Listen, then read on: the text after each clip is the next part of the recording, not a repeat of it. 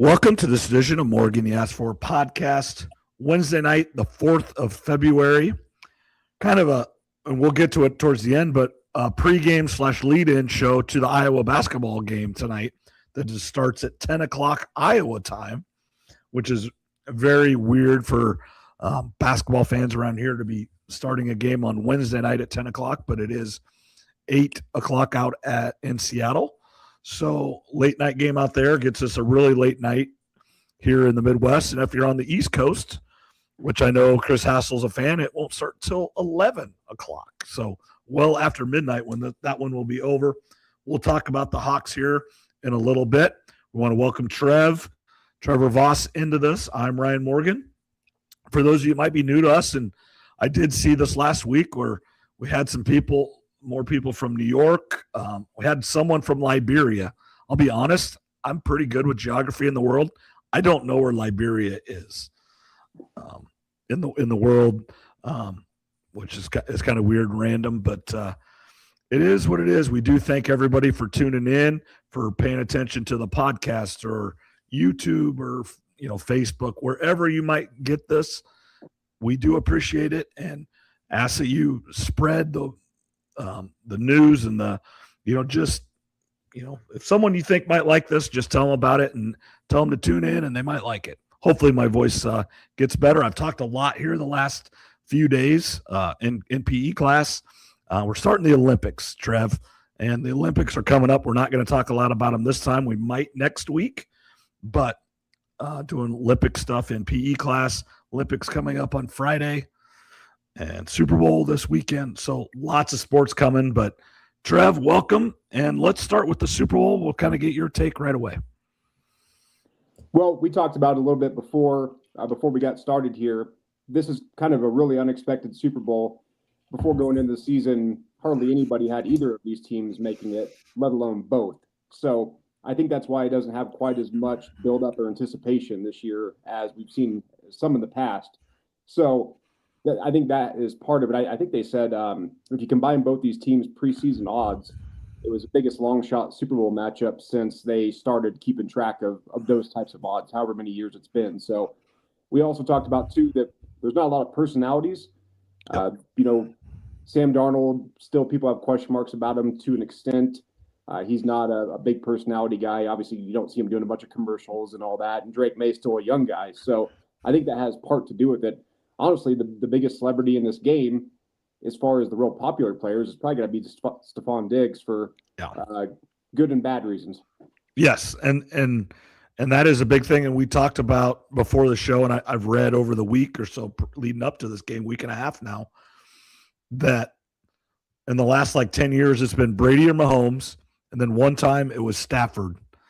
So a Hall of Fame quarterback or the best of all time, big names, big markets, the Rams, with the win and McVay, the young guy, but Grandpa was a great coach in the league. Just the storylines were there. These are, McDonald's a young coach coming off the Harbaugh tree. And then you got a quarterback that's, was the number 1 3 pick in the draft. People forget that he was drafted before Lamar Jackson and Josh Allen, correct? Correct. So, it wasn't like they didn't think he was this good, but he struggled in New York. And then he struggled, I think he was with Carolina, and then was a backup to Purdy in San Francisco and learned from Purdy and Kyle Shanahan, then went to Minnesota last year. McCarthy got hurt. He won 14 games. They didn't want to re-sign him, so he signed a big deal with Seattle, won 14 games again. Resurrected his career and, might be the number 1 3 guy in the draft. He's playing with it, led his team to a Super Bowl, and he's the favorite to win it. So maybe he is what everybody thought he was to start, but we'll never know if he would have got to stay in New York, but get those new chances, and we'll see if he can win on Sunday. Yeah, it kind of goes back to the old saying that a lot of times teams and organizations fail players more than the other way around. So for him to go to the Jets, just about everybody fails at the Jets, give or take, and there's other franchises like that, obviously, that we know in the NFL. So he had to go through some growing pains. But yeah, you mentioned it. He's showing all the talent now this year, and then the past 2 playoff games of this postseason of why he was a number 3 pick. I mean, he's big, he can move, he's got a strong arm, so all the physical attributes were always there. That him seeing ghosts way back in the day and then the struggles he had really ruined his reputation. But these past 2 years, he's done a lot to change that. And I think everyone, including myself, one of the keys, of course, in any game is turnovers. And first of all, will we have any? And then my next question would be, as I'm watching the game on Sunday, if he has a turnover, will it be a snowball effect into a 3 or 4 turnover game? Yeah, correct. I mean, turnovers happen. Sometimes they're his fault. Sometimes they're not. A tip ball or something like that. But you're correct. His history has shown that maybe he struggles with that a little bit. Now, the last couple of years, much better at that and limit the turnovers. But I would say on both sides, and then Derek May's the same way. He's just a young guy that doesn't have the experience.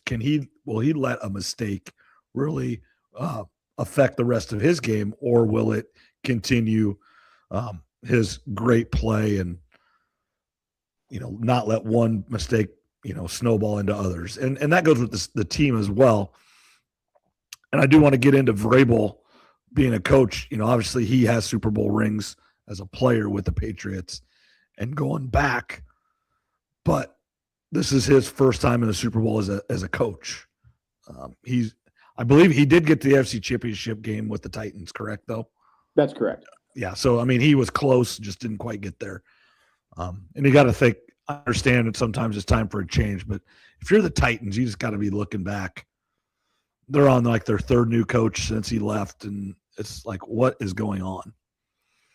Yeah, the Titans definitely most likely made a mistake there. If they could go back and fix it, obviously they've got some weird ownership things going on.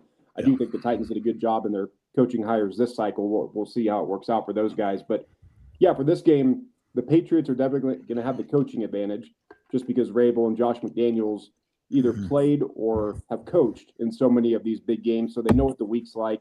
They know how to handle the media. They know what things Bill Belichick did, what Josh McDaniels had to do when he was under Bill, and all these different types of things. So they have the coaching advantage. I do believe Seattle has the roster advantage.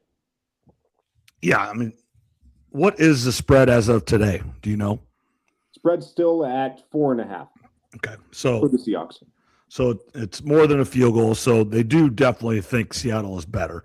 Usually if it's under a field goal, there's just a little bit of a lean one way or the other. But more than a field goal, they definitely think Seattle is the better team. And I agree with that. Like you said, the roster-wise.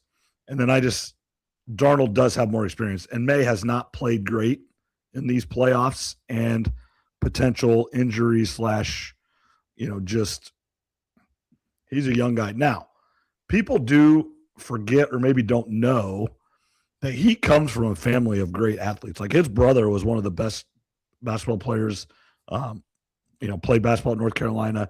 His family is athletic as all get out. So he does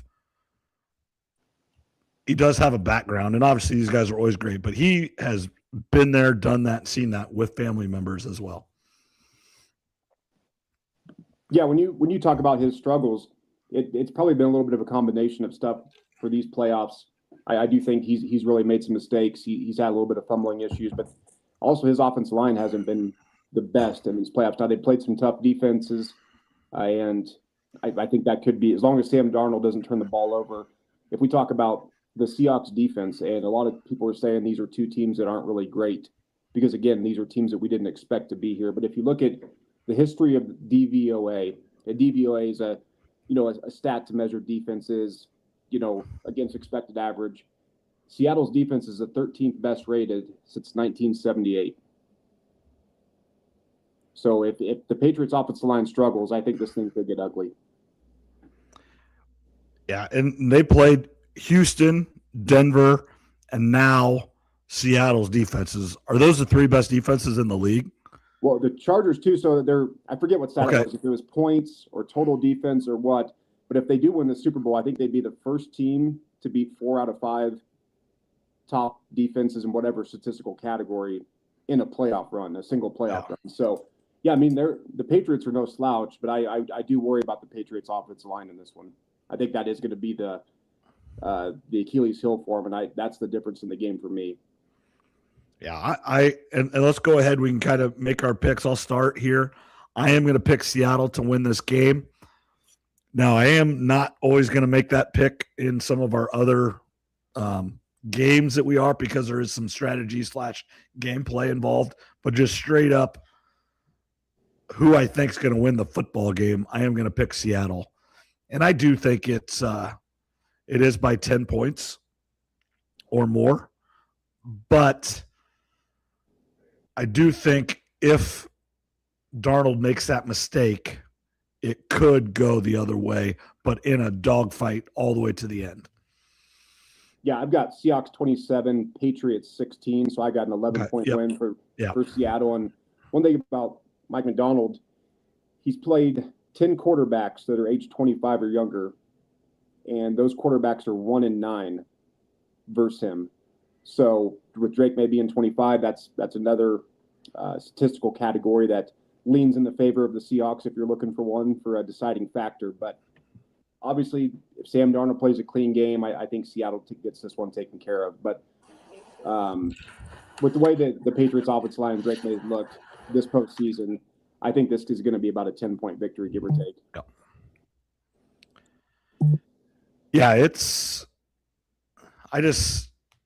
and then, just kind of in general, we talked about already, but how much is this going to be? I mean, it's going to be a huge watched game, and this is, touching the political thing, but how much of the halftime show is going to have an effect on the watching of the game, do you think? Because I'm interested to watch it. I'm not a Bad Bunny fan. I don't know much about him, but I watch every year. All of them are a little bit different. A few years ago when it was Eminem and Dr. Dre, but that's right in my wheelhouse. Those were the musicians when I was 16 years old that were all over the place. Now Bad Bunny just won a whole bunch of Grammys or whatever the other night. Again, didn't watch the show, don't really know all the stuff, but he's popular. People like him. It is what it is. Are people going to not watch the game because the NFL is having him at halftime? Yeah, or do you think that'll affect it at all? There will be some, and then of course, there will be some that just quit watching at halftime. So I don't know how that affects ratings. Does that, how long does someone have to turn the game off for it to affect the rating? I obviously have no idea on that, but the most watched Super Bowl was obviously last year. I think the average or the peak was 127 million. I'm sure the NFL wants to get over 130 or keep increasing those numbers. But there also could be people that are going to watch the Super Bowl because of him too. So maybe maybe those people that agree or disagree, it'll offset a little bit. It's tough nowadays because Super Bowl Sundays become such a big event. Even if you don't want to watch it, a lot of people go to watch parties. Even if they're not watching the game, they're on all the TVs. I know I got to fly to Charlotte for a sales meeting on Sunday, and I land about 3, and then me and a bunch of coworkers are meeting at 5:30, about an hour before the game on the East Coast, to watch the game. So yeah, it'll probably have some effect, but again, it's tough for people not to tune in. It's such a big national event. Yeah, and then one other thing I touched on it. The Olympics do start this weekend as well, so there will be some people back and forth. It's on the same channel, essentially. They're both on NBC, so I'm assuming the Olympics will be on USA and the other channels under the umbrella of NBC. And with the extent, it's become an all-day event.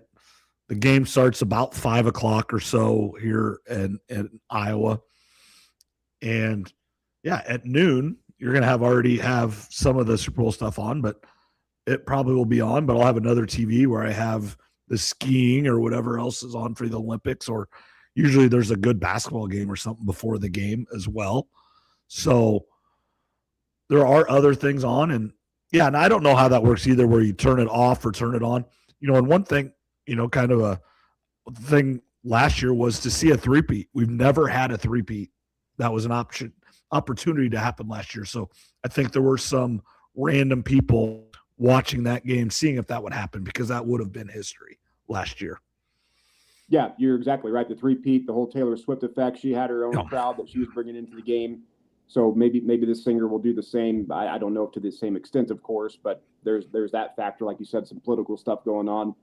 But yeah, with NBC having all this, it's a pretty good, going to be a pretty good, early start to their year with all this stuff going on. Yeah, their rating share is going to be quite high on Sunday, I believe, because and the Olympics are what they are. But do I watch the downhill skiing any other time but the Olympics, or do I watch figure skating any time but the Olympics, or hockey? Well, maybe a little bit of NHL hockey, but not much. Do I ever watch curling? No. But will I this over the next few weeks? Yep. And that's most people, I think, in the U.S. And we support the U.S. and want them to win, and and just as a sport fan, a fan of sport, you love seeing people be at their best and perform at the highest level and succeed and see their dreams come true. And it's great to watch. And I don't care what country you're from, to see people doing their best and living out a dream, and they work so hard. And, whether it's compete for the first and only time, or if it is to win that gold medal, the goal for each person might be a little bit different, but that's why the Olympics and sport in general is so good, because it brings so many people together under the same cause. Yeah, you've got all the different people from different countries rooting their entire country on, or rooting their individual athletes from their country. And yeah, you're right. A lot of these sports I don't watch at all during the year, except the Olympics, of course, just like a lot of people. And it certainly helps folks like us who are big football fans that once the football season is over, after Sunday, there's something else to watch other than just really basketball. And, there are some other things coming up here in the coming days that I did have a little countdown written down, but maybe we'll save it for next week of some things to look forward to after this final football game that we've got on Sunday. But yeah, Olympics are fun. Winter, summer, some of the sports I understand a little bit. Some I have no idea how they're scoring it necessarily, but you kind of get a feeling from the crowd's reaction and the announcers who's doing good, who isn't.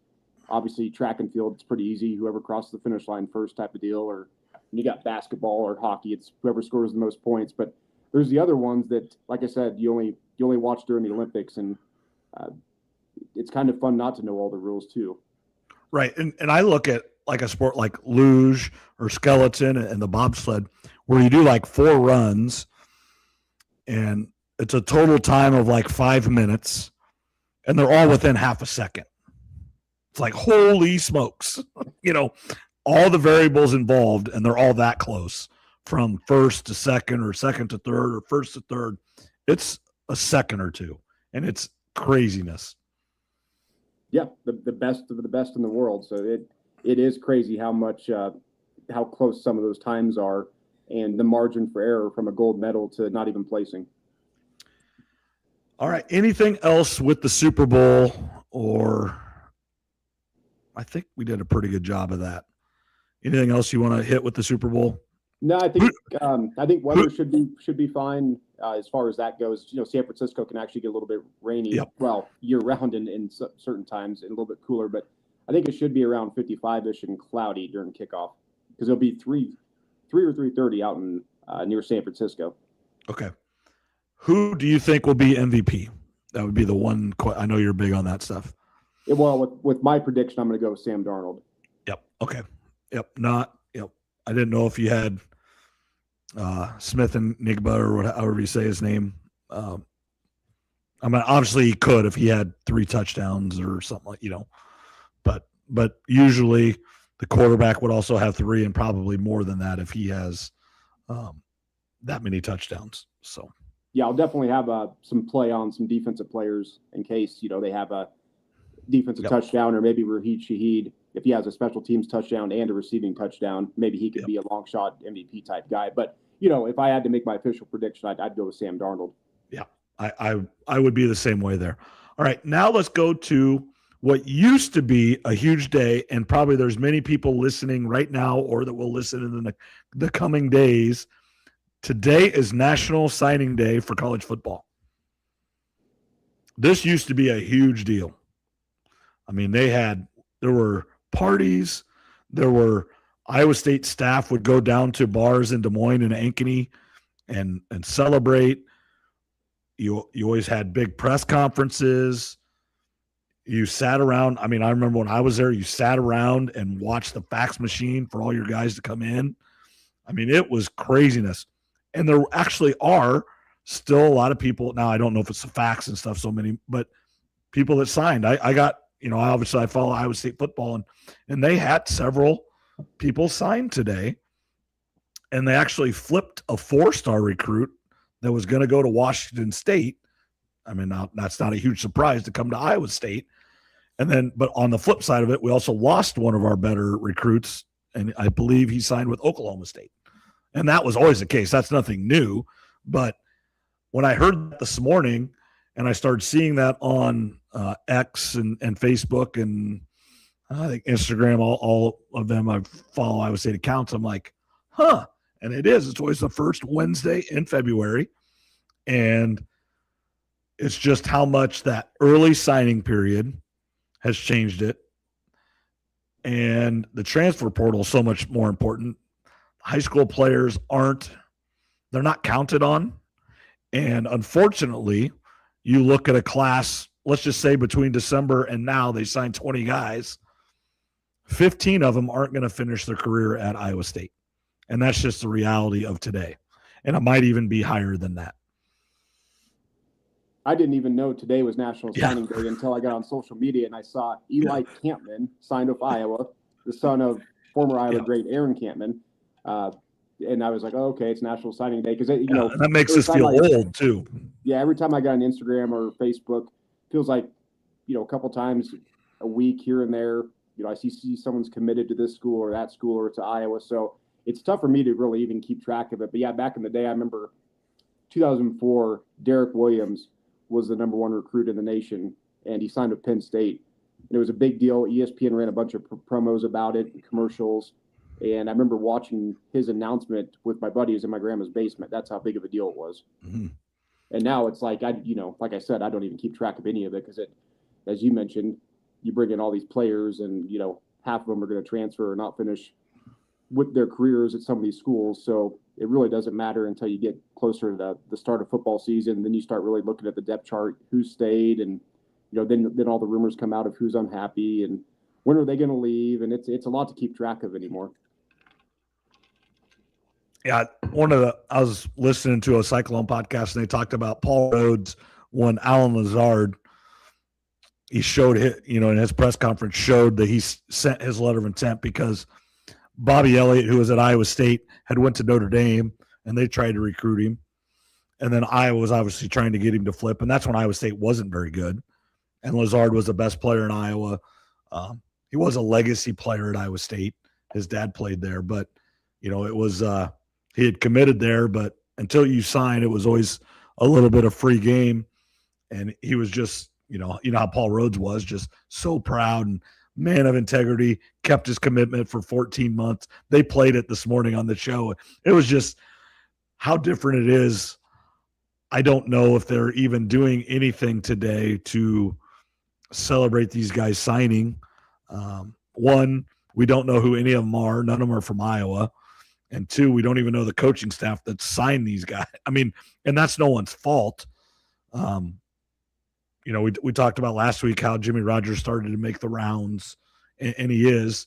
But overall, we still don't know the coach. I mean, I couldn't tell you who the running back coach is. I've heard the name and I've seen it, but I don't know it off the top of my head, like I did with the Iowa State coaches that had been here for 6-7 years but previously. So it's just such a different ball game, and like I said, just the reality is these guys aren't going to be here in 4 years anyway. So there's no point in getting attached to them. Yeah, for me, outside of quarterback or really high recruit, it really doesn't mean that much to me until I really see them on the field or getting some playing time. I mean, until then, it's just kind of like whatever. It's just the change of college football. So I see a few names here and there.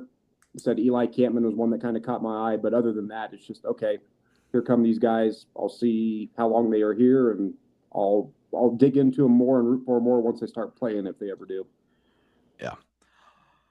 All right, that's probably enough on that. I just wanted to touch on that because it happened to be today. That was really the only thing. But let's move on to basketball now. Let's start NBA trade deadlines right around there. Lots of trades happening. Lots of teams trying to just move on from past bad decisions. But I don't follow the NBA enough, and I know you don't either, to really get into that. But George Niang got traded again to Memphis. Now he's hurt this year, hasn't played at all this year. So it's not like we can drive, instead of being in Utah, now we can't drive down to Memphis and watch him play in a much closer arena and environment.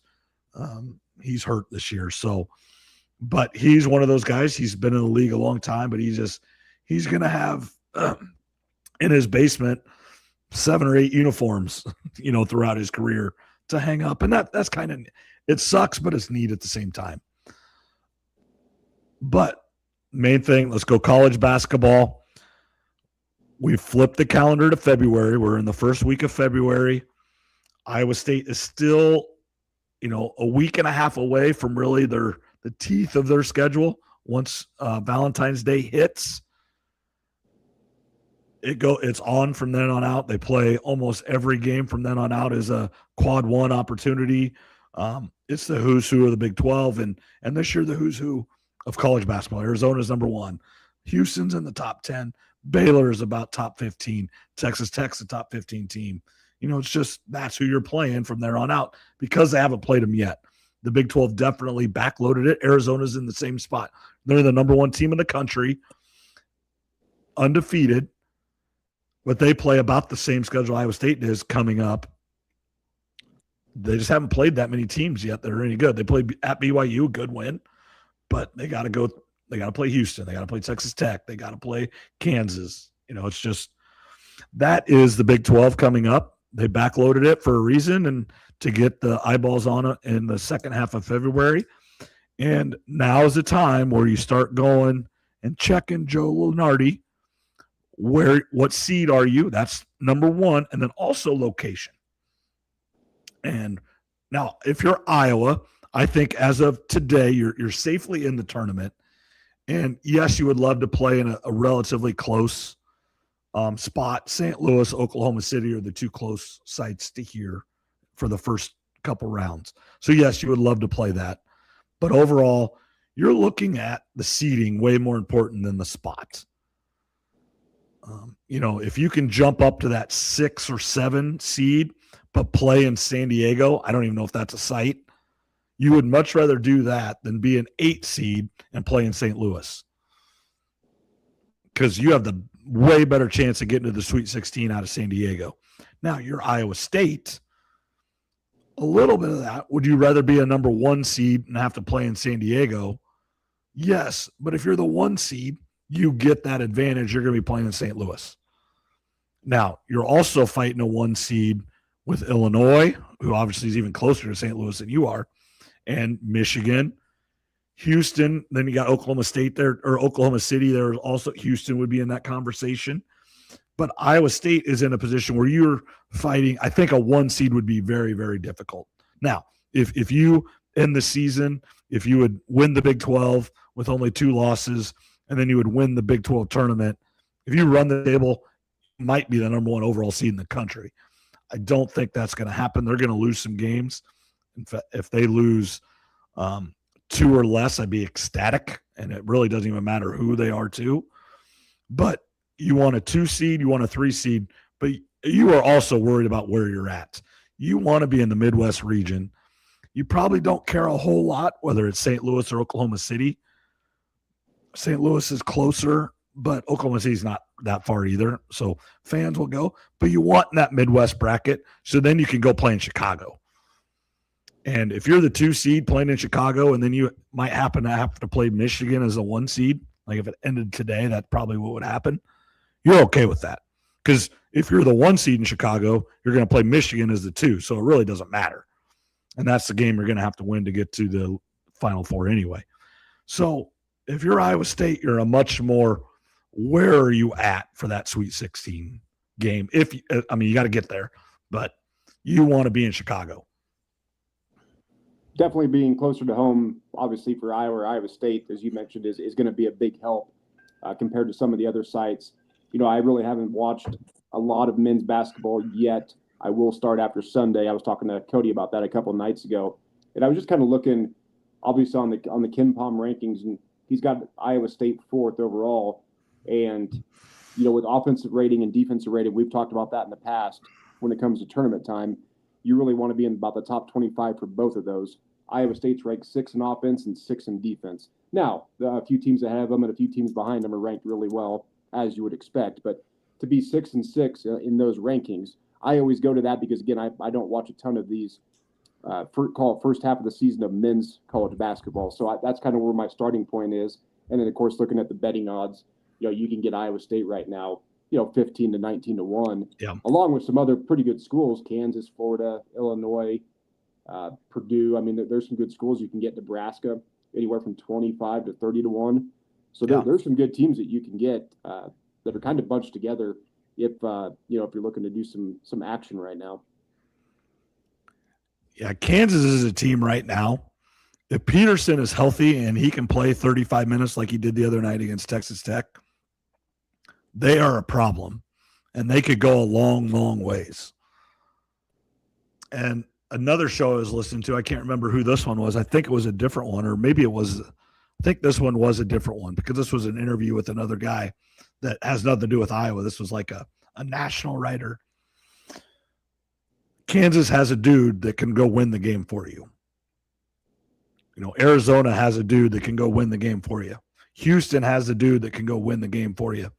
Does this is maybe the one thing I would say, does Iowa State have the dude that you just give the ball to that can go win a game for you? I don't know if they do. Now, their 3 guys are as good as 3 guys in the country, but I don't, you can't just give the ball to Milan and say, go. He needs to get set up for his 3. Jefferson, sometimes he gets a little bit out of control when he's trying to be the point forward, if that's what you just ask him to do over and over and over to do. It gets a little bit much for him and a little bit turnover tendency. Taman, you want the ball in his hand, but they might, let him shoot it a little bit more, and his percentage of shooting isn't the best. It's really good, and he can do it, but I don't know if there's just one guy you give the ball to and say, hey, go win us the basketball game. Iowa State is a team in that sense more than others. Yeah, for sure. Peterson that you spoke about with Kansas, obviously he's been going nuts. Everybody in sports media has been talking about him. Like I said, Cody texted me about him. I'm thinking that's one team I'm thinking about throwing a little bet on. About a month ago, I threw some a few long shots on some teams again that had good KenPom rankings. I don't think any of them are probably going to win, but it gives me some rooting interest in the tournament. Yeah, for Iowa State, as you mentioned, sometimes you just need that guy that can go get you 20, 25 points in the game. That's the one thing that Iowa does have with Bennett Sturks. Yep. But they do have a lot of the team that was in the tournament last year, so they have a little bit of experience. But obviously Iowa State is the better team. Looking at them at 15 to 19 to 1, it's pretty interesting. But as you've mentioned, who's your go get a bucket guy in a crucial game? And you would hope in the first 2 rounds maybe you don't need that. Yep. But once you get kind of that Sweet 16 and on, some of these games are going to come down the wire, and it's usually one player that kind of takes over for either team. Yeah, now that's not saying that Milan can go off for 35. I mean, that's not unheard of. I think actually in the Cincinnati game they lost, I think he had over 30. Just no one else was doing anything. And, you give the ball to Jefferson, he gets into the lane. If he isn't turning the ball over and can't get to the rim, kicks it out to Milan, and he's going to have a wide open 3. He shouldn't, because I don't think right now you could go off of him at all. But that's what makes Iowa State tougher than other teams, because they don't have that guy. So, okay, so you do jump Jefferson every time he gets it. And now you got 2 guys, and now someone's rotating over, and you're a step slow on Milan, and he drains a 3. That's what makes Iowa State tough, is they don't have the one guy that is going to go get 30 with the ball in his hand the whole time. So what's your prediction right now? If you had to say, if the tournament started, how far would you say they would get? Well, obviously matchups matter.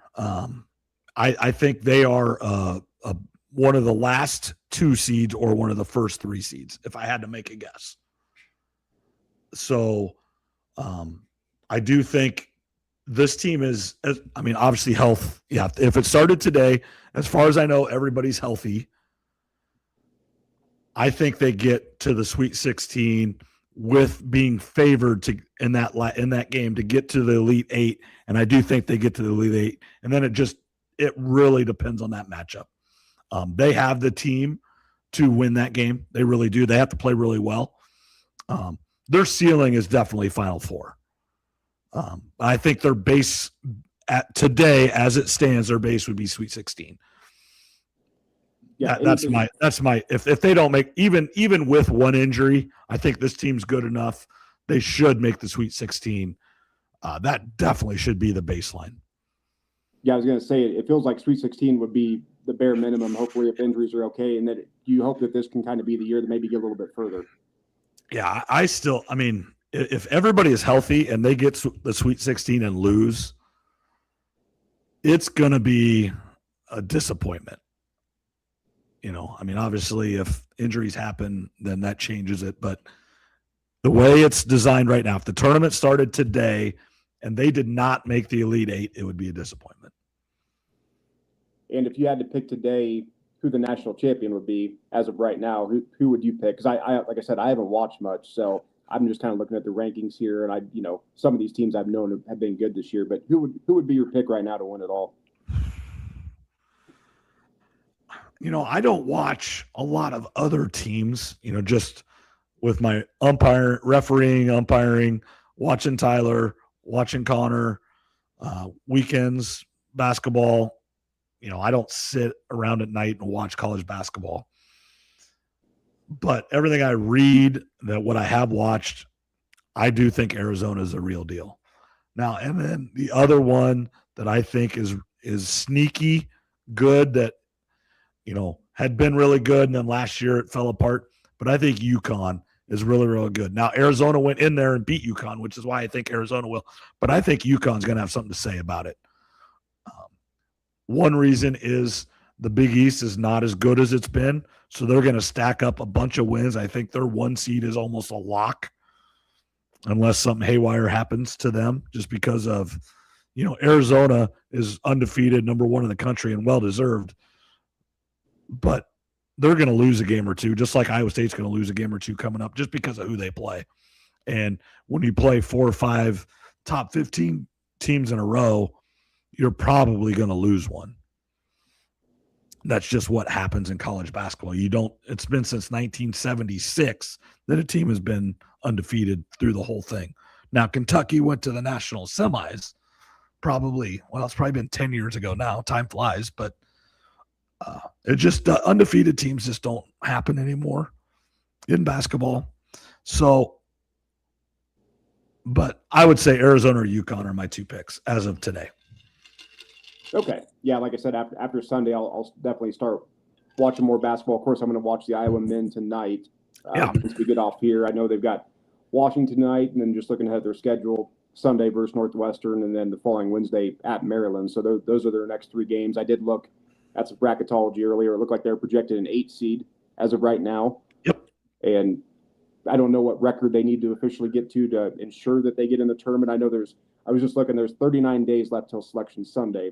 Okay. So there's still a lot of time, but 16-5 is not the greatest record, but it's definitely not the worst though either. Do you think as of right now, I know they're for sure locked to get in, but things could go haywire, right? Yeah, just as long as things don't go haywire, I think they're in. You beat the teams you're supposed to beat. If you play Northwestern again, you got to win. If you play Minnesota again, you got to beat them. They play Nebraska twice, which is going to be tough. I think you can get them once. I don't think they're a top 5 team like they were coming into this week. They lost a couple games to 2 really good teams, and they led Michigan for like 38 minutes. And, then they, Illinois kind of put it to them, but they had already beat Illinois earlier in the year, so they split. So that would be a really good win if you could get Nebraska once. that'd be a huge quad one win. I just don't know their schedule offhand. But if you play Penn State or you play Maryland or you play Rutgers again, you got to win those games. I would say as long as you don't lose games you're not supposed to, they're fine. If you're Iowa, you want to stay away from that 8-9 game if at all possible, right? Because you want to. I mean, it's actually okay to drop to a 10 or an 11, or jump up to 6 or 7, because you get to that first, you beat that first one. Now you're playing a 2 or a 3 seed, not the 1 seed. You don't want to play that 1 seed that second round. That's really tough. And it's not that it never happens, but it's pretty uncommon that the 8-9 seed beats the 1 in the second round. 1 seeds, by and large, I don't know the percentage. I would say it's probably 90% or higher get to the Sweet 16. Yeah, I just looked quick on Google. I'd have to double check this, but it looks like 8 seeds are 16 and 61 versus number 1 seeds. Now, I don't know how far back that goes. I'd have to double check that. But obviously, your point remains, though, that sometimes being that 6 or 7, 10 or 11 might be a little bit better avenue to getting further in the tournament. Yeah, just you're playing not as good a team. The one seeds are really, really good. Now, I think some of this year, there's a real argument to be made that maybe from number 1 to number 8, there's not a big spread. Because you put Iowa State, I think, is ranked number 8 this week. You put them against Arizona on a neutral site, spread's not going to be very much. I would say less than 5 points Arizona. You could look that up on KenPom or whatever to see roughly what the spread would be. But, at Arizona, obviously Arizona's going to be favored a little bit.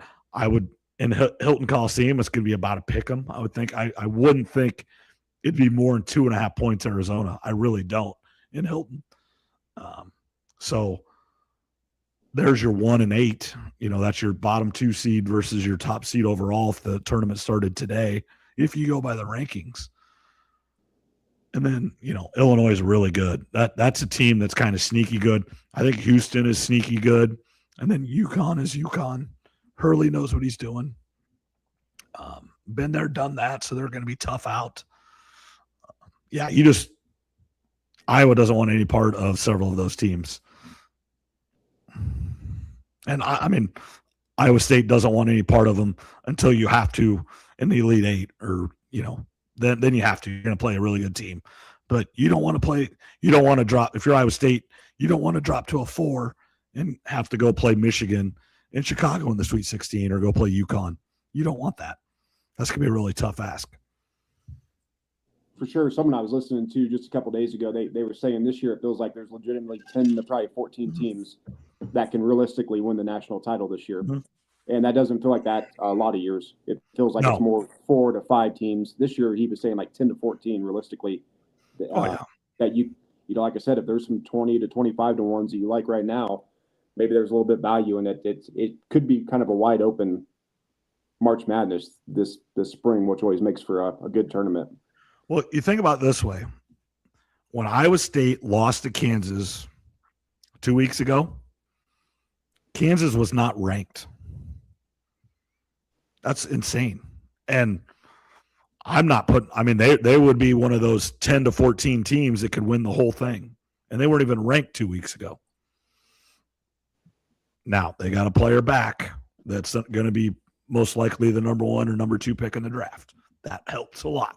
But that's how fragile or simple this is. If the kid from BYU gets hurt and can't play, well, then that drops them out. That Illinois, that Wagler freshman, he's a stud too. That's a team. I watched the Illinois-Nebraska game, and Illinois impressed me a lot. And that was a team 2 years ago that Iowa State had a really good team. I thought that was a really nice team. Injuries weren't a problem. They won 2 games in Omaha really easy. Iowa State's the 3, Illinois is the 6. I think it was like a 6-point favorite going into that game, and Illinois put it on them. Pretty good. And Illinois was better that night. And Underwood knows how to coach, and it's just I don't want to see Illinois anytime soon. Yeah, it looks like they're the number one offense. And speaking of that 3-6 game that you were talking about, was that the year that Zach and Tiffany went to Lexington or Louisville, or was that a couple years before that? Because I think they went to go watch. I think it was Louisville. They went to go watch Iowa State play, and I think Iowa State might have lost, if I remember right. Well, that would have been a long time ago. Time flies, Trev. Okay, was that more like 5 or 6 years ago, or longer than that? I'm gonna say it's like 10 years ago. That's when they lost to UAB. Like got upset like 3-14. Was that the same one? I mean, maybe it was. I don't know. Did they go again? So they were up with us in Milwaukee last year. They didn't stay for the second game. They were there for the first game. Tiff was there for work, and then Zach just came up, and then I was already there, and Lauren, we were up there going to the game. And then we met each other and, hung out for a couple of days or whatever. But I think, one time they went, it was Lexington or Louisville or something. I think they were maybe on their way to Nashville. And I'm pretty sure that that was a UAB game. So that'd have been like 2014, somewhere right in there. And they got beat. They got upset. It was like the first game of the whole tournament. Like they were out at like 1:00 on Thursday. Yeah, maybe it was that long ago. It is tough to keep track of the time, like you said. One quick thing on, we kind of covered Iowa men. On the Iowa women, they lost 2 games out west. They had a 2-game trip out there. Young team. Addie Dill struggled starting, but it sounds like she's still going to start, which I think that's the right decision. That's the right play. Yeah. Give her some more time. They play Thursday versus Minnesota, next Wednesday versus Washington, and then later in the month on the 16th. At Nebraska, so they've kind of got some time spread before their next few games. But last I saw, they were projected number 3 seed, and as we know at the women's tournament time, you want to be one of those top 4 seeds. That way, you get to play your first 2 games at home. So, as long as they can keep taking care of business and stay around 10, 11, 12 in the rankings, they should be able to have some home March Madness games. Yeah, I mean they should. You feel bad for Addie Deal a little bit with going back home, right? She's from California, right? Yes. And so you wanted her to play better, but it's a lot of pressure. It's your first time starting against 2 good teams. I mean, USC doesn't have Juju Watkins, but they're a national power historically. And then with her, then UCLA is one of the best teams in the country. I mean, that's just flat out. I do think there's it's UConn, and then everybody else is just a little step down. But they're in that first step down. Them and South Carolina and LSU are that just next step below. So you'd like to see maybe the games be a little bit closer and then maybe pull out that USC game. But overall, I mean, when you're win-loss in before the season, you're not super unhappy with those 2 losses. As long as you don't lose another one that you're not like you need to beat Minnesota this week. Yeah, absolutely they do. And, as you mentioned, UConn and UCLA, that would be my national championship pick as of right now today for the women's side. Yep. UConn's a massive heavy favorite, but if you think UCLA can get it done, I think they're 7 or 8-1 in the odds. And once March Madness gets here, I'll have a few parlays for people. I did pretty good on those last year on the women's side. So that's something I like to do that makes the tournament a little bit more fun to watch. I did see one of Iowa's projected teams that they would play if they moved on would be LSU. So it'd be another Iowa versus Kim Mulkey matchup. There just wouldn't be Caitlin Clark or Angel Reese, though. No, and this year I think they're really good again. It'd be a hard game for Iowa State or Iowa. Sorry. Yeah, no, it definitely would, but it'd be funny if they were to meet again in the tournament. Did you happen to look? Is Iowa State back in the tournament or still in the tournament, hanging on?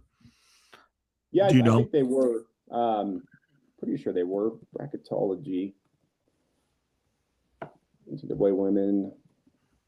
I think I saw them as an 8 seed, but let me just double check real quick. Yeah. Much like we just talked about with Iowa, you want to get off that line very, very much so, because you don't want to play UConn in that next game for sure. Yeah, that would definitely be a tough one for Iowa State. They have them as a 9 seed right now. Okay. They'd have to go play UCLA, but as long as Iowa State can get healthy, I think that's a team that can make a little bit of a run in the tournament. Given if Audie Crooks can go for 25 to 30. A player like that can dominate.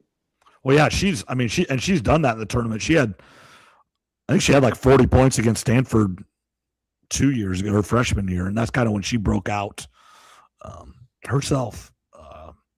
So Iowa State with their health, they're healthier. Addie Brown still very questionable whether she returns or not, but their goal would be obviously try to get off that 8-9 line. But at the beginning of the year, it was get a home game, get those first two. Now that if that happens, it's bonus gravy. But they just want to be in the tournament and with a chance to, win a game, and then, have that chance to get the Sweet 16.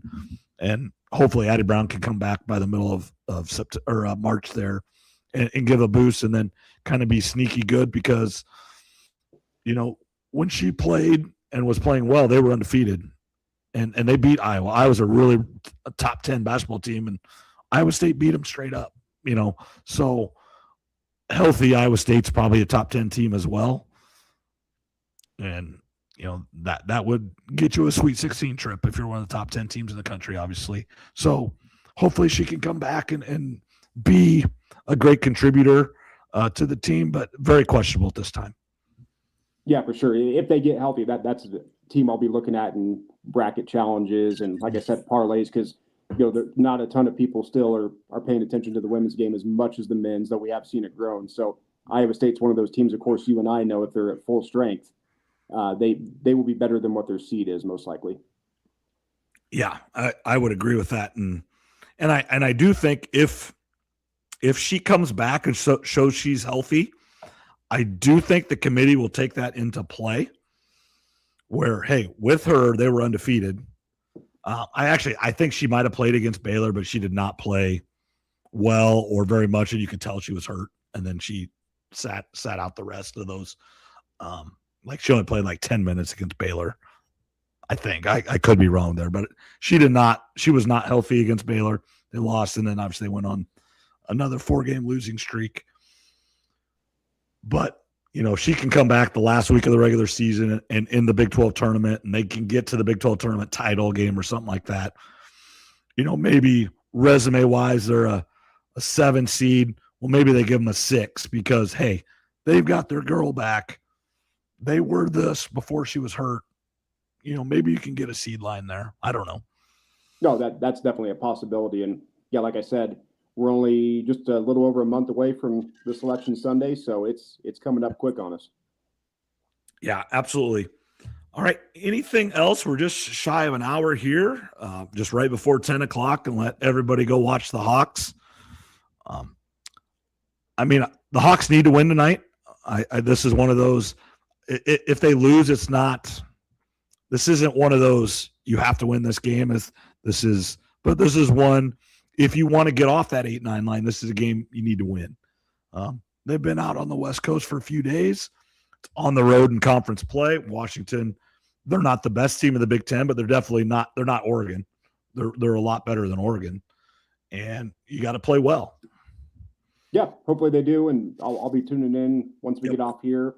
Be one of the first games of the Iowa men I've watched in some time. So I hope they play well, and obviously, Iowa going to the West Coast in football. Hopefully, it's a little bit better in basketball terms, given the history. Yeah, and say the history has not done well for Kirk Ferentz and before Kirk Ferentz, Rose Bowls, Holiday Bowls, all those have always been a struggle out west for the most part. There have been exceptions. One of the recent Holiday Bowls, they killed USC, but back in the Holiday Bowls, with Matt Rogers and who was a quarterback, the two brothers, Hartley was a quarterback. I think they tied out there or lost out at the Holiday Bowl as well. So California's not treated them well. Arizona's not treated them well, but we'll see. Hopefully they do well, win another game, and you get them off that 8-9 game, so give them a chance. And I'm not a Hawk fan, but it would be kind of interesting to see the reaction and what Fran McCaffrey's family, how they would react if somehow they would get to the Sweet 16 in the first year post McCaffrey. Yeah, that would definitely be a big headline since he couldn't get that done. He's never done it in his history Right, as a right. coach, No, not that's just in true. Iowa. No, that would be interesting to see what his reaction would be if somebody asked him in an interview or something like that. But Well, his kid's reaction would be more interesting than his. Right.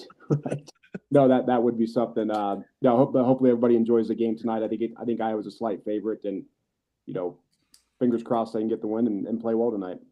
Yeah. So, all right. Thanks, Trev. Enjoy the Super Bowl. Last football game until there's going to be football. There's the USFL or whatever it's called now.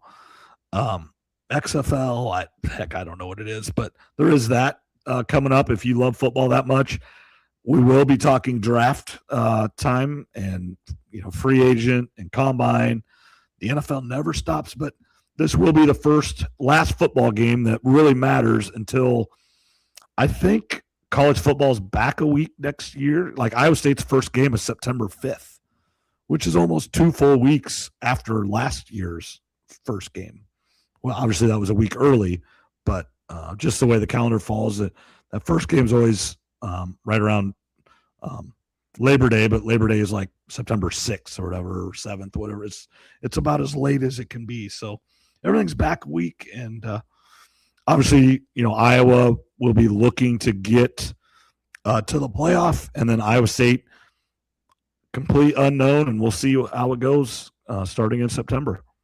It'll be here before we know it, because this football season went really fast, and it feels like they all go faster and faster each year and each season.